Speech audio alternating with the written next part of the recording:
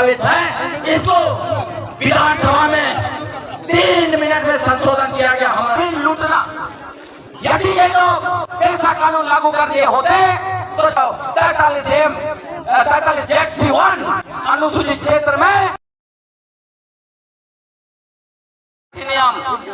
संदर्भ परगना खासकर अधिनियम पेशा कानून 1996, लेकिन इस राज्य में क्या हुआ?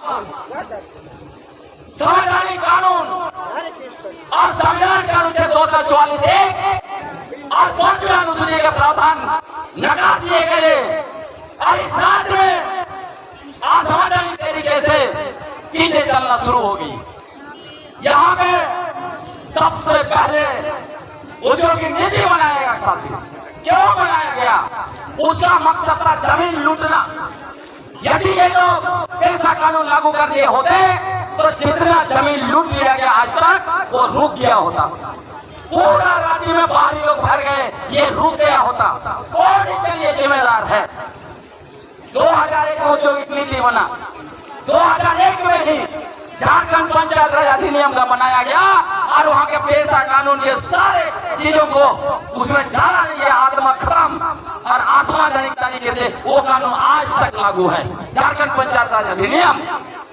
उसी तरह नगर पालिका अधिनियम जो है कि 2011 लागू किया गया है, जबकि संविधान में स्पष्ट है अनुच्छेद 243(1) अनुसूचित क्षेत्र में नगर पालिका कानून नहीं लागू हो सकता।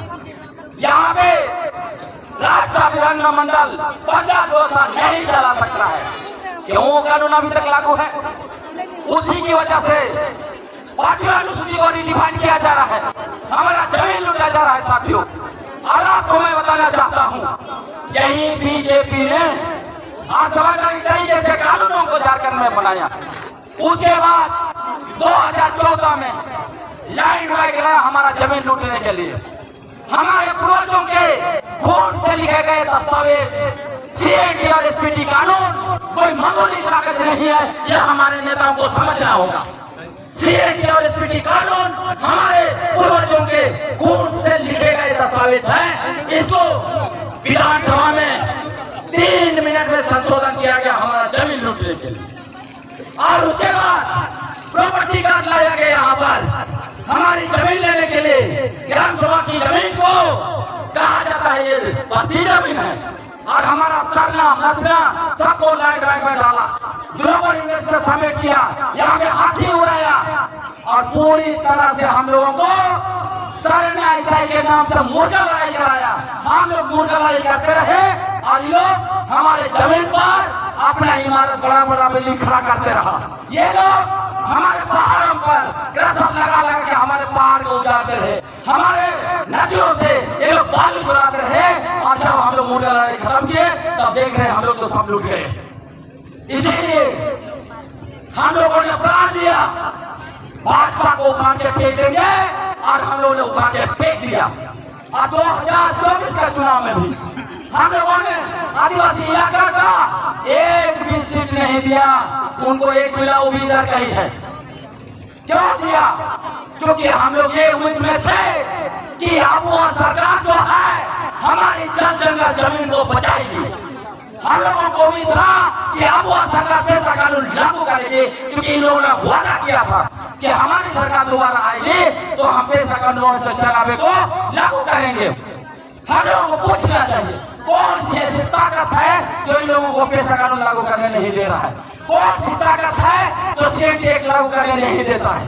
कौन सी ऐसी ताकत है जो हमारी जमीन बचाने नहीं देता है? क्या कर्रा का सीओ मुख्यमंत्री से ज्यादा ताकतवर हो गया? क्या कर्रा का सीओ यहाँ जो है मंत्रियों से ज्यादा ताकतवर हो गया? क्यों?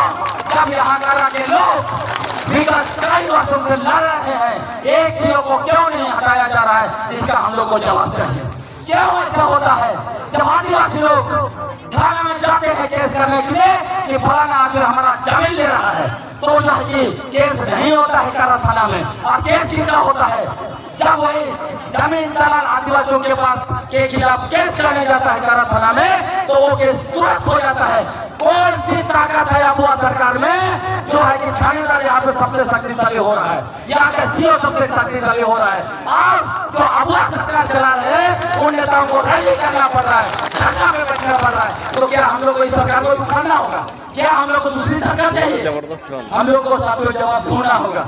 ऐसा नहीं चल सकता है कि हम लोग नाटकी देखते रहेंगे। आप लोग सत्ता पे जाएंगे, मंत्री बनेंगे, विधायक बनेंगे। आपको मैं बताना चाहता हूँ, यदि झारखंड में विगत 24 वर्षों से असंवैधानिक तरीके से अगर झारखंड पंचायत राज अधिनियम लागू है, अगर यहाँ पे असंवैधानिक तरीके से नगर पालिका अधिनियम 2024-11 लागू है, इसका मतलब कहीं ना कहीं 24 वर्षों से झारखंड में जो आदिवासी मुख्यमंत्री रहे, जो आदिवासी मंत्री रहे, जो आदिवासी विधायक है, ये सारे जिम्मेवार है।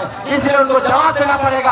आप हमारा जमीन बचाएंगे या आप दीकों लोग के साथ खड़े हैं? अभी हम लोगों को अच्छे लगता है आप हमारे साथ नहीं है, आप दीकों के साथ खड़े हैं। इसलिए यदि 1 महीना के अंदर पेशा कानून लागू नहीं होता है, सीओ यहाँ से नहीं आता है, थाना में हमारा जो है कि FIR दर्ज शुरू नहीं होता है, SC/ST एक तहत नहीं होता है, तो हम लोग मोराबादी कुछ करेंगे ना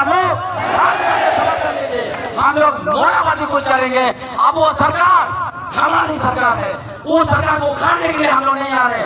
वो सरकार वो हमारा बाप है, उसको हम लोगों ने बैठाया है, हम उसको बताना चाहते हैं। हम आपके बच्चे हैं, आपको सुनना पड़ेगा। अगर माँ बाप बच्चा पैदा करता है, माँ को दूध मांगता है, बच्चा नहीं देता है, माँ के खिलाफ में बोलता है, उसको थोड़ा बहुत तबादला में लगा देता है छोटा बच्चा, इसका मतलब ये नहीं समझा जाना चाहिए कि वो माँ के खिलाफ है। हम लोग भी आंदोलन कर रहे हैं, तो ये नहीं समझा जाना चाहिए हम अबुआ सरकार के खिलाफ है। आपने वादा किया है, आपको हमने सत्ता में बैठाया, आप हम चाहते हैं आप हमारी जगह जमीन को बचाइए, आप ऐसा कानून लागू करिए, लैंड मार्क हटाइए और 32 का खतरा के आधार पर नीति बढ़ाइए। बहुत बहुत धन्यवाद।